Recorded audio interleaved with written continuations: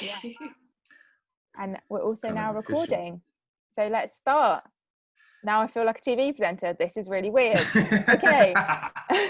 So welcome anyone, whoever may be here, to the first of our conversations with the team behind the conversation, very appropriately. Let's go around and introduce ourselves.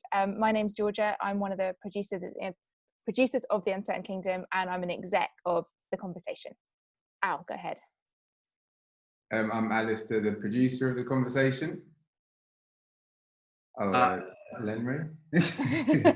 I'm Lanre, the director slash choreographer slash writer of the conversation. Lauren. Hey, I'm Lauren. I played Dean in the conversation as a performer, dancer and actor. I'm Rochea, and I'm one of the assistant choreographers on the conversation. Awesome. I like the way the handing off worked there. That was a good system established spontaneously. Cool. So I'll kick off with the first question. I just want to get the background. Obviously, I know my side of it, but just for everybody else, how the film kind of came together, who got involved at what time. Lanre, I know the idea obviously originated with you and your video pitch to us. So kick us off. Yeah, so I saw the application online for The Uncertain Kingdom, and I had this idea bubbling in my head for some time. I kind of have seeds of ideas that kind of start, and then they just grow subconsciously, and somehow the timing just becomes the timing when it's meant for that seed to grow. What a crap metaphor. But and so this came along, and then it just started to pour out of me, and so I made the pitch, I wrote the pitch, and I feel myself talking about it, and then I was in the last. It was the last day of my rehearsals for solo show, theatre show that I was doing called Elephant in the Room.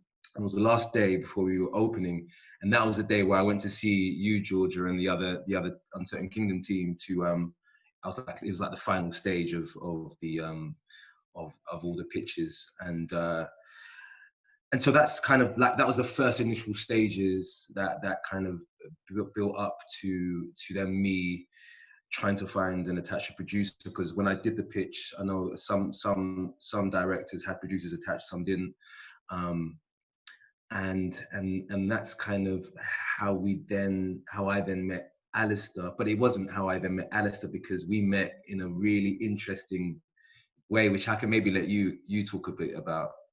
Wait, should we do that now? Yeah, that's good. Yeah. We met. It's actually a really nice way of meeting. We didn't meet through the industry. We met at a charity called Hackney Quest, where I volunteer, and Lanre's been affiliated to for a long time. And I was there I think it was like a Wednesday evening or a Thursday evening, and Lanre had come in to meet David and Sanchez, who are the two young men who featured in his documentary movement film, The Circle. And he was there to meet them, and I was just listening. I think that was in November.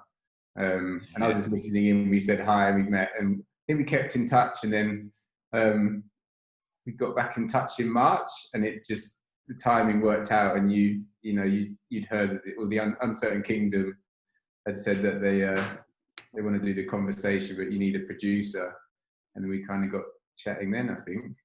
You made it sound so simple, and it was, but it was. I remember what was really important about it is I remember you being there. So David and Sanchez, I showed them like the first film I made called Figure, and I showed them this film, and I was like, this is kind of like a rough example of the movement that we're going to be exploring, whilst we intercut with some interviews or from yourselves, and they really resonated with the film, and so did Alistair, which is important. Something about it got really talked to him, and he was like, yeah, I missed quite an important part. But then we bumped into each other at the awards. Is that awards? What was that? Is this turning into a showbiz story? Oh, No. we bumped into each other at the awards. Oh. Hello, darling. Yeah, so I was there with my champagne. No, and yeah, no, I can't remember. it was Grierson. Oh, it really doesn't matter. But then and I originally was like talking to you about producing on The Circle, but you went traveling with your partner, and so I was like, okay, well, let's talk when you get back and see what's on the cards. And then this was on the cards, and we were like, yeah, let's do it. And So, what about you, Lauren and Rochea? When did you guys get involved?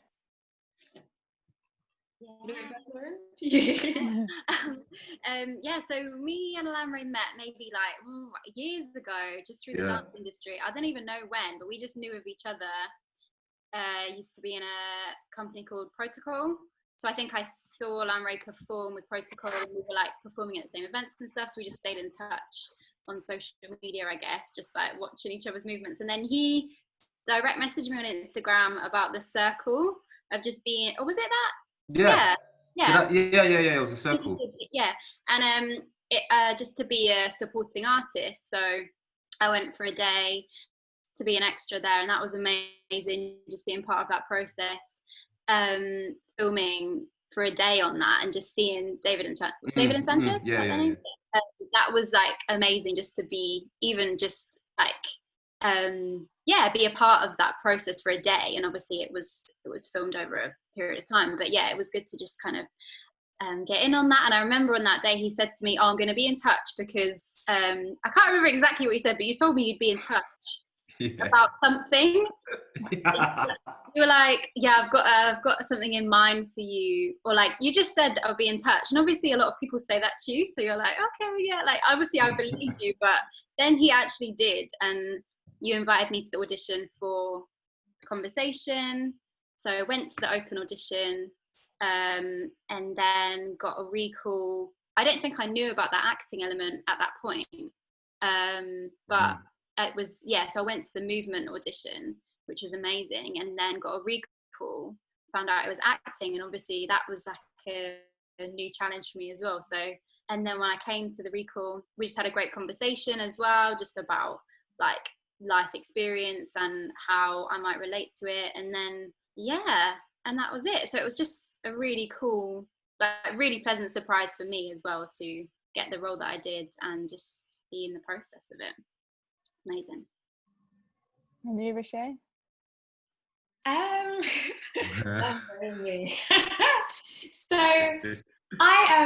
So the same audition that Lauren went to, I saw the ad for it. I just I messaged Lanre and I was like, I do not fit this stereotype, because he was auditioning white females. And I do not fit the stereotype, but I've read the brief and we need to have a conversation.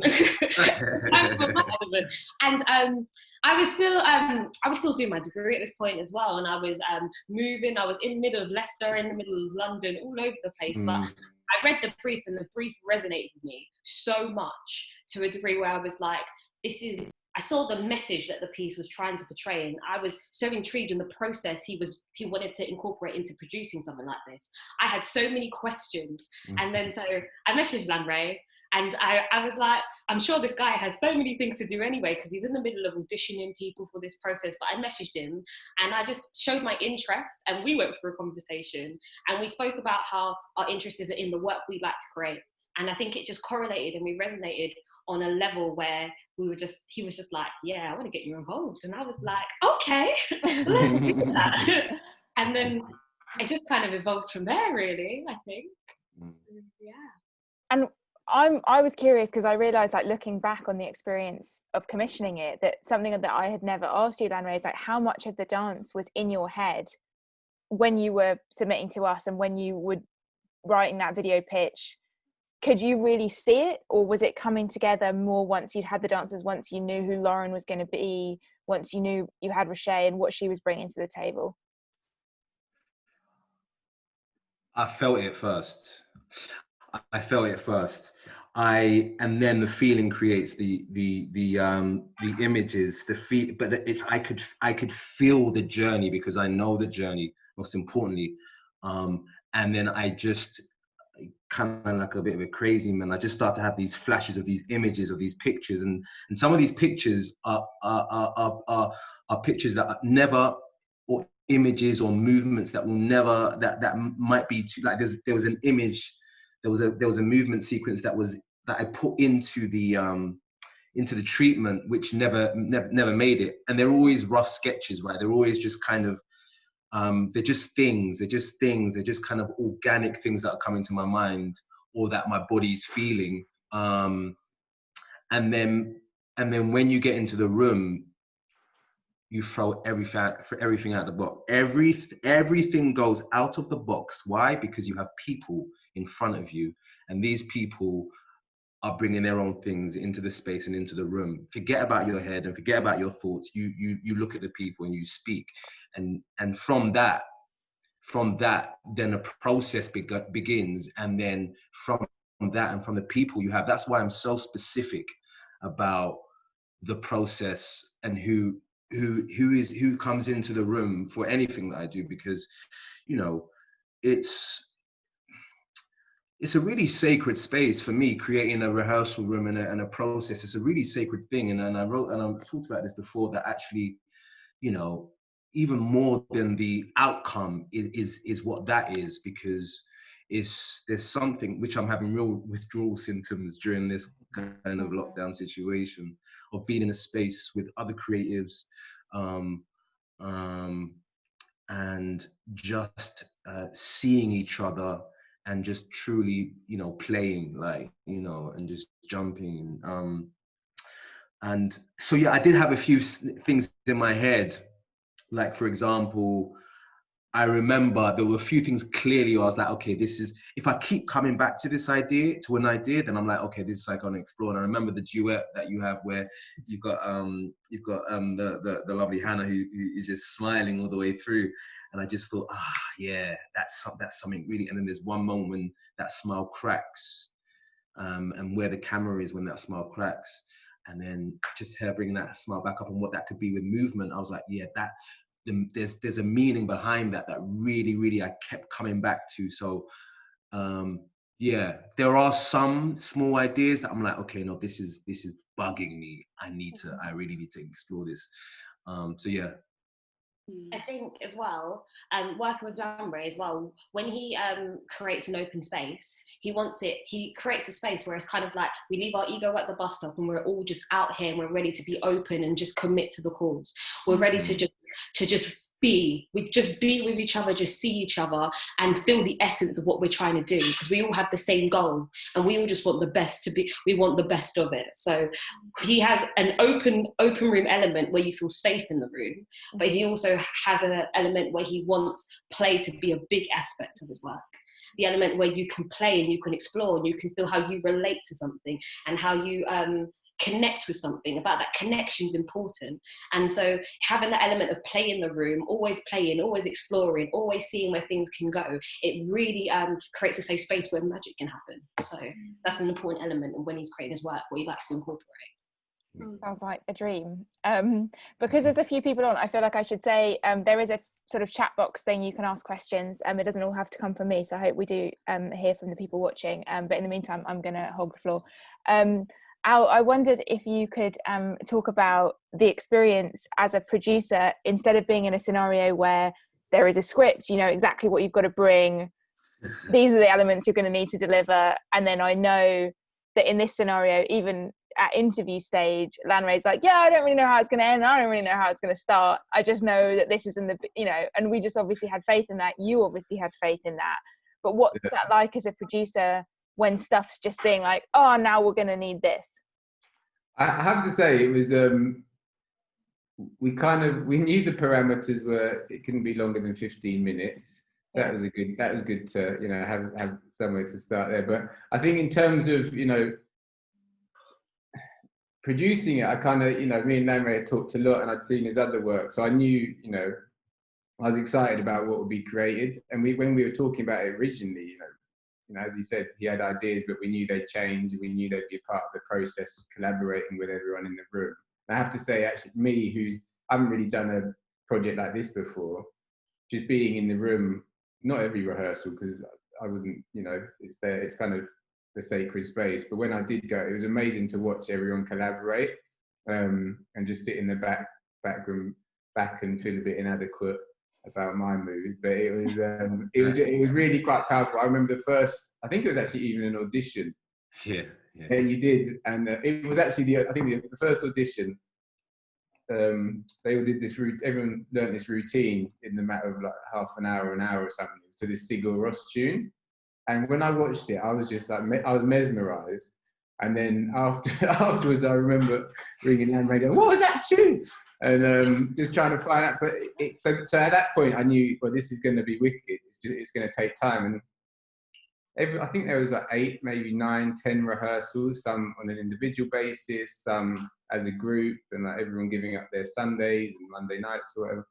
And I think, you know, we knew the biggest element, I guess, was the location. We knew we needed somewhere for a restaurant scene, and that was, you know, we found that. But knowing it was potentially a 10-minute, you know, journey that they have to go on. It couldn't be originally we discussed it being in like one room and it's a lighting thing, and then we chucked that idea out, and then we needed to find a space which would accommodate it and feel like there's been a journey.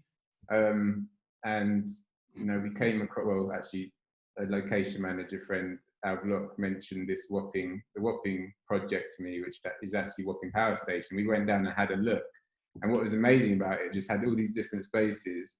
So you could feel the progression in the journey, and I think we actually saw the location early in the rehearsals, or early enough in the rehearsals, so then Lanre and everyone could start building it into it. So then we kind of knew we had the location. We knew we couldn't go much longer than 10 minutes. So then between that and the shoot, it was kind of, you know, the guys working, and they had different sequences and they dropped them, and then you kind of just have to have faith. And it wasn't like we needed massive props, and we knew we couldn't afford any lighting, and we went down a couple of times with Anna McDonald, the DP, and we discussed lighting and then realised, yeah, that's not going to happen. So it'd be a massive rig and riggers and that kind of jazz. So we kind of, you know, we set our parameters, so that at that stage it was kind of easy to let it flow and work towards where we got to in terms of, but it was a bit 3 months, that was 3 months down the line. The beginning was a bit mad, you know, when you didn't know where it was going. But, you know, I guess any job, you kind of build the blocks as you go, and then it will clarifies and feels a bit less overwhelming. We've had a question come in, Lanre and then everyone. Can you talk about the last shot of the film, which is that last restaurant scene where we kind of go back? Now it's a different couple. This poor woman is listening to this man, or in my opinion, poor woman, so maybe that's my reading, listening to this man chat away with his opinion, and what it means. How do you feel we should feel about it? I mean, I don't know if I can tell everyone how they should feel about it, but I guess what I can say is why I put it there, why I felt like it was right to put it there, for it to be there. And it was something that we had a lot of conversations about, right? And something I was thinking about a lot, of how to end it, of how do we end this? How do we end this? Because there was a potential of us ending it at the end of the movement scene. So he's gone through this journey, you know, he's gone through all these battles, he's gonna finally, there seems like there's a sense of empathy, understanding, listening, looking, seeing. He's tired, he's just tired, exhausted, but he's found it. There's a connection. Okay, and then we end it there. I was like, okay, but what next? What next? What next? What next? What next? And not just what next for him, but what next for how are the stories in other, you know, Black people, for example, Black women? What are the conversations that are being had there? Or and so it did feel important to also switch the genders round as well, because there are, you know, Black women as well as Black men who are having these conversations. So that was really important. And I guess it was also tying the fist, right, of when you see the shot, we go down, we pan down, we see, well, the first thing we see is her fist doing that, which whatever it means to everyone when they saw it. Some say aggression, some say this represents everything that they have to deal with, that we have to deal with. Whatever people think is whatever people think. But we come back to that as the first thing, and then we see a woman. And bearing in mind, that's the first thing we've seen in the whole film, right? The first shot is the hand. And so I just thought there's something really interesting about just coming back and tying things back and going, okay, this is now also with another different gender, a woman, a black woman, but also when you track back, and we can talk about, maybe Al, you can talk about that, how it wasn't just women, we really addressed different as much as we could within that space. And I purposely as well wanted to, I thought it was really interesting to make it a steady cam shot, because it has the energy through the steady cam shot of the steady cam shot that we had in the movement sequence, the movement scene, where it's this kind of ongoing thing. So it's kind of got the remnants of that, what is to come again. I don't know if that answered your question. What was the question? No, that exactly answers it. Yeah, exactly I think that was it. I think the idea was to, it's, even though kind of the lens is through a black man's relationship with a white woman, we realize this is a conversation which everyone's having, and we didn't want it to feel kind of exclusive. And it felt important to broaden it, and one way of doing that was flipping it at the end. But yeah, it took a while to kind of get to that as the resolution, but I'm glad we got there. And then we kind of, all the dialogue that's going on, that's all just, everyone got involved in, expressing these feelings which are out there, and which, certainly today with this conversation is being had. So yeah, I think it was to broaden it, and not kind of artificially, but rightfully. Yeah. I think I'm quite curious, talking about that sort of safe space that was created around the film and everyone kind of coming together. The conversations happening in the film are really tough, sometimes unpleasant conversations that, like, done well, require people to be really humble and really listen. And I'm curious about how you guys came together. Obviously, so many different perspectives and experiences, professionally and personally, coming together, and what that was like, having those conversations together to make it possible to perform all of those emotions and come up with all of those emotions as movement. Lauren, perhaps you could talk to that. Lauren, I really think, yeah. not to point you out. Yeah. No, I think we had a lot of conversations in the studio. I remember the first couple of rehearsals we had, we just sat down in a circle, and obviously we were completely open about our experiences and everything. And so from the get-go, we were all like, there was no choice but to be open with each other and our experiences, and just allow it to be a safe space and have a conversation. And then I think that set the tone for us just constantly talking about everything. And I think, like, the way Lanre works is so thorough that I feel like there's not one like second in that film where it's not like, it doesn't mean something, or we don't know why that's happening. Like, even with the dialogue that I did, we sat down so many, like, it was just so thorough in terms of him getting me to connect to why I was saying what I was saying, and think of an experience and have conversations about it, and then have conversations just constantly throughout the process, I think, to keep it raw and to keep bringing up the truth, and not forgetting the why behind like every movement, every word. And it was a very just truthful and raw process in that sense, I guess. And I think it set the tone at the beginning, from us having a conversation as a cast, like, hear where everyone's coming from, where did you grow up, what's your background, what's your experience of this and that, like, it was, yeah.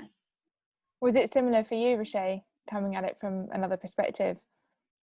I think what was really great about the process is that when we all wanted to invoke change in a sense. So us all being in that room, we wanted to connect to the piece because we wanted the piece to say something. We wanted it to invoke a change and to stir up conversations, because I feel like conversations need to be had more and more. And so being a part of the process and being able to connect and be open with it, we were able to reach a new level of understanding with each other. But then we were also able to realize we want to invoke a change. So we need to connect in any way we can, in the ways we can, and say something. And I think it relates to like the end scene that we were talking about, because it going on after the piece is finished and we get back to the restaurant scene, it really does show that more conversations need to be had, because we had a breakthrough moment. We're sure we had the breakthrough, we had the connection, but it shows how more conversations need to be had.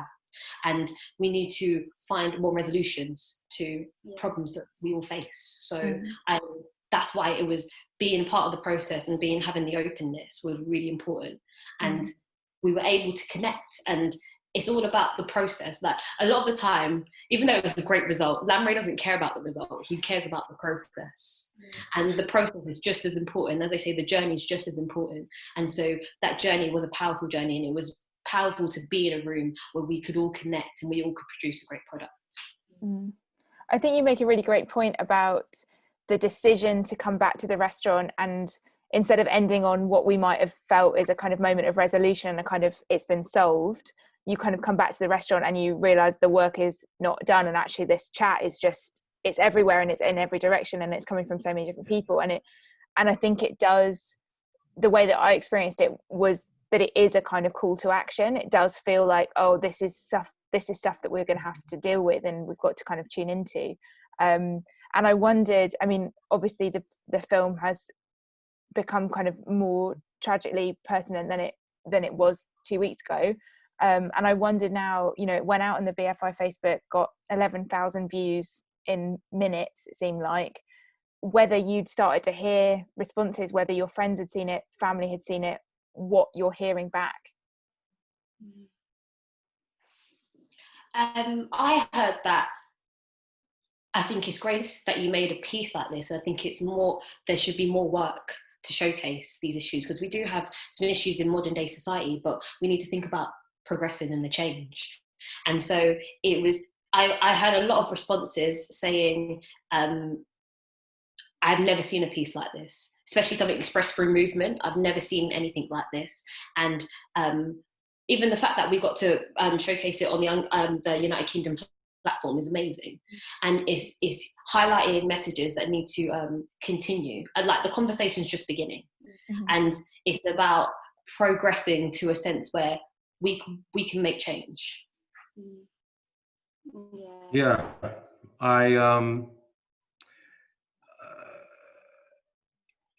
what was it? Tell me the question again, because I want to one more time, please, Georgia.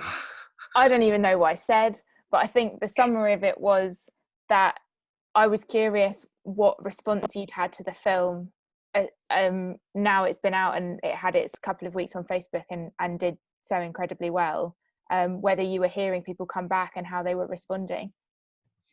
So anything that I make or collaborate with people to make, I always say, I want to leave people with a vibration, right? I want to leave people with something inside that shakes them, right? It could be something small, it could be something big, but I want to leave people shaken. And also, like you said, by the end of the thing, it's so interesting you said the call to action, because I've just thought about all of my film things and they all end with a call to action. And I've never consciously thought about that ever.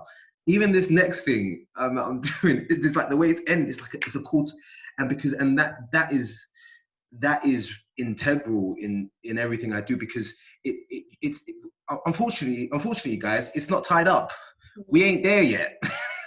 We ain't there yet. The battle still goes on, and what's happened in the last 2 weeks shows that. Everyone thought, Obama winning the election. Oh, we're there. No, we ain't there, guys. Oh, someone was filmed, being murdered and saying the words "I can't be" 2014 Eric Garner. Oh, we got to, there's got to be, and then what's happened 2 weeks ago? We ain't there yet. So,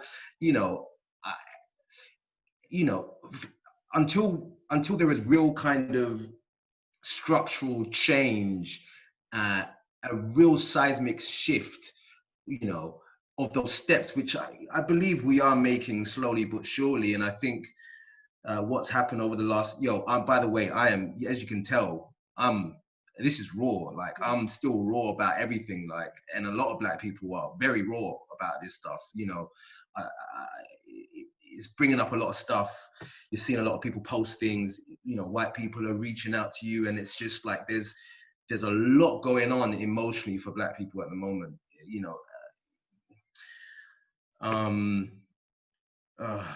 Man. And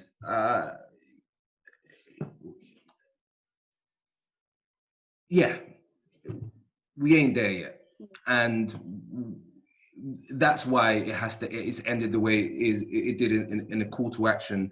And I had people going back to the vibration, messaging me saying that this has really shaken them and like really got to them. But then there's also people, some white people who like message me saying, "Thank you, that really resonated with me." Some of them didn't know why. Some of them asked, "What did that metaphor mean?" Someone messaged me saying, "What did that metaphor about the Rubik's cube? What did you mean? What did you mean by that? What did you?" And it's really heartwarming, but also quite challenging as well, because I make work because that's the way I speak.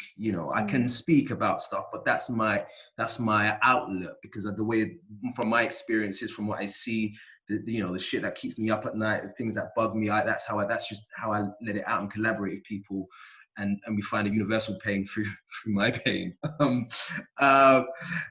which sounds so crazy, but I'm waffling, but the response has been really, really, really heartwarming. But you want it to initiate more conversations, and I hope it has, and it's been shared a lot when it was out on the BFI page, and I hope people are watching it now on the platforms it's on. I imagine there were some people who watched it going, "What the hell is this? What's going on here?" And I think that's telling. Anyway, yeah. Yeah, I don't know. I wondered whether you guys, we're over a little bit, but I just wanted to ask this one last question. Whether each of you could talk about something that you've taken from the film, from either the experience of making it or a challenge that you overcame making it, or something that you're taking forward into your work and maybe into your life more broadly. I'll go. I think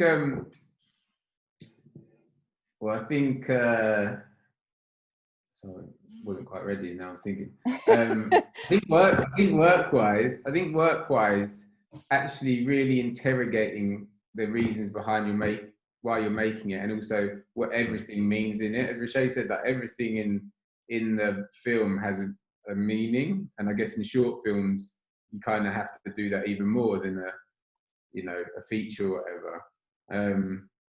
I remember sitting down with Lanre and watching the rehearsals and going, okay, some things I got, some things I didn't get, and some things we talked about. And the Rubik's Cube thing, you talked about those, you called them what the fuck moments, when people watch it, just happen, and then think about it later. And I was speaking to a director friend, she watched it, and she was like, I love that, because I was thinking about it later, what did that mean? Okay, get it.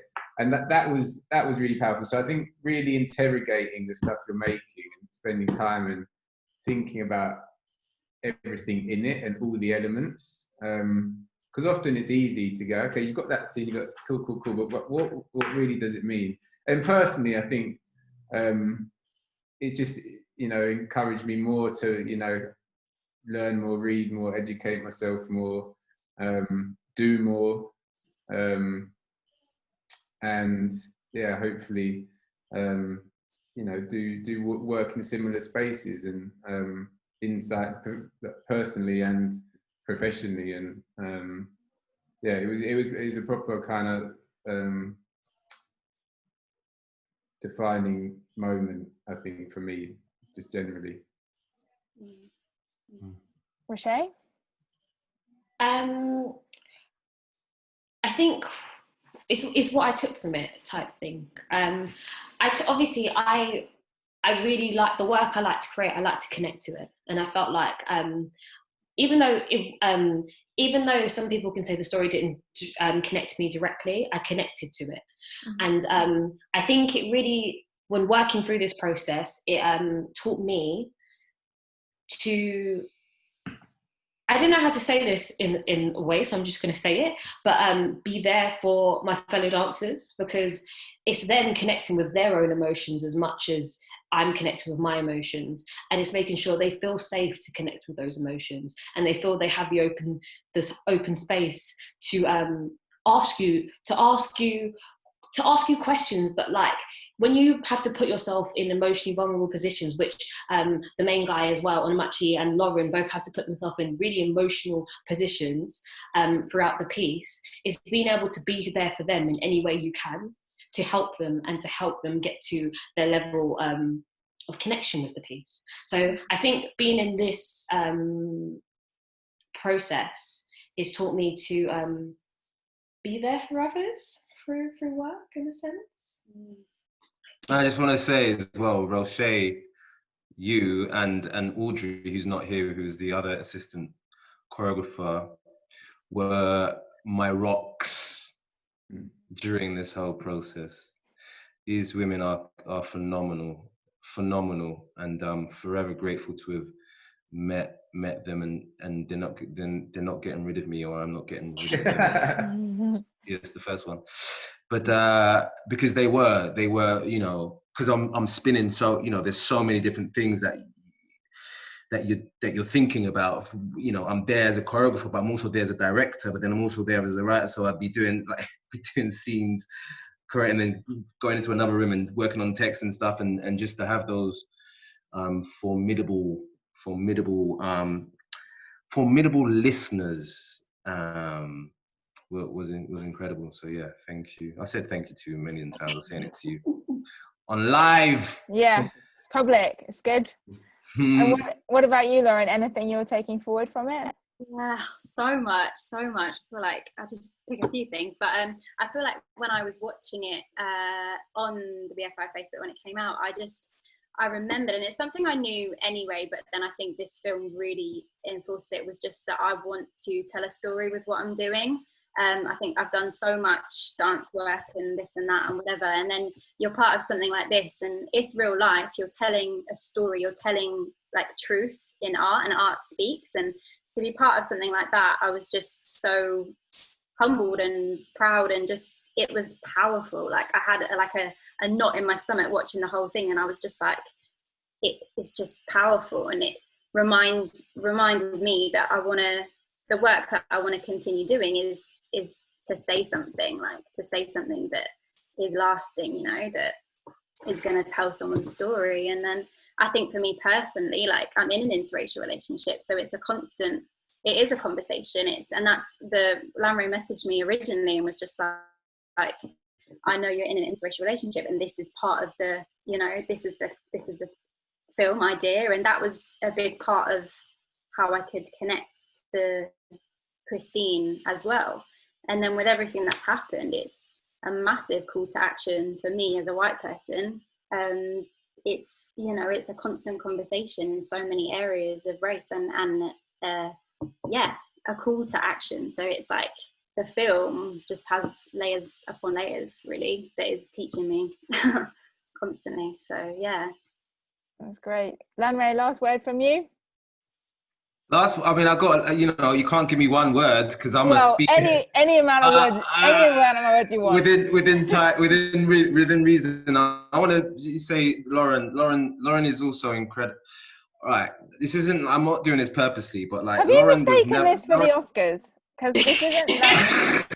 I'm giving an Oscar to my whole team. No, so Lauren's never spoken dialogue in front of I mean, like, you've never done that before. you know, you wouldn't call yourself an actor, right?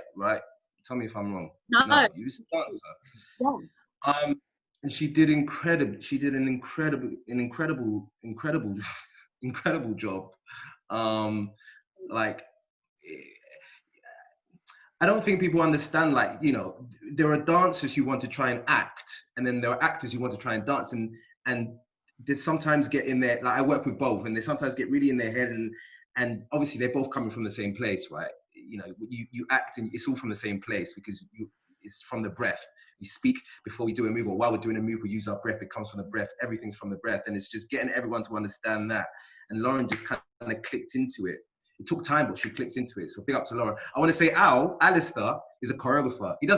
I've told you this. You're a choreographer, because we'd watch stuff back. Sorry, I know you got a lot of time. We'd watch stuff back. You'd be like, yeah, that move there. I wonder if they come up like that. And you just start saying stuff. I'd be like, that's okay, you know. And he just pick up on things, and that's why as well. I'm really glad that we work together on this. I'm going to continue to work together, because he has an eye for movement, which not everyone has, and he also gets the vibration of how a certain type of movement comes across, and what emotional resonance that evokes inside the person, and also the viewer, right, the audience. So, award for best choreographer, Al. Best actor, Lauren. Best assistant choreographer, Rochea. Great. Well, Can I just say really quickly? I know we've got to run out. That Rochea just mentioned Onamachi played the lead. Oh yeah, man. It was just Onamachi. Everyone. Lauren Stewart, Hannah Woodliff, Faye Stozer, Nev, everyone. And Beth Stoddard. Like the whole cast, they worked together for so long, but on the shoot day, we generally had. It was a bit mad. We had a couple of goes on it because we were losing light, and somehow, having blocked through half of it, Grant, the steady camera, was just like, "Should we go for one?" And we went for one, and it kind of happened. First take. We had other takes, but this was, and it was so amazing to see. I've never experienced that on set, when your heart's literally jumping out of your chest, thinking, and then you're following. You've got Anna on the iris, and Anna. I was sweating. I was sweating everywhere. George doing sound, running around in circles, and we were having to get out of each other's way at the same time. And it was an amazing thing to watch and be a part of, just seeing everyone come together, and like all this work over months is just suddenly kind of, it came to that 10 minutes, and it kind of happened. And we got other takes. It wasn't the only one. Like, it was all in one shot, and it was the first take, the one we used. Isn't that incredible, though? When you think about it. Yeah, Grant. And speaking as someone who visited set when you were still rehearsing, it did not look like that was going to come together. I don't mind, I can say it now, but I was there. I was like, I don't know. Do you know what? I saw you there. I was like, Georgia, was this the... I was like... I was giving a supportive face, actually. I'm joking. Yes, you were. But it did look dodgy, but it came together beautifully. And having slightly thrown some shade, let's call it a day. Thank you very, very much for coming on and taking the time. I've loved this. I hope people watching have enjoyed it. I've definitely learned some stuff about the film that I didn't know. So this was a pleasure. Thank you very much. Big up to Izzy, Georgia, and John Jenkins. All of you lot. Uncertain Kingdom. Big up. Seriously. Thank you very much. Big up to you too. All right. Night, you guys. All right. Peace out. Bye.